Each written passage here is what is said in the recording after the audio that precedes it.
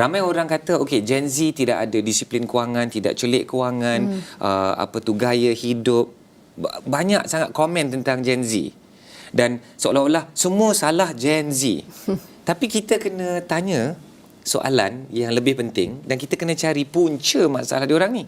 Kerana anak-anak muda belajar tentang kewangan dari mak ayah.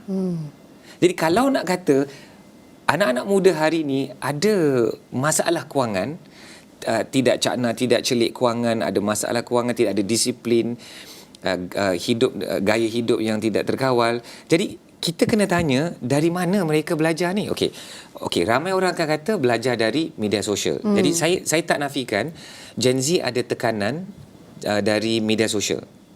Tetapi mereka belajar tentang kehidupan, tentang kewangan, tentang hartanah di rumah.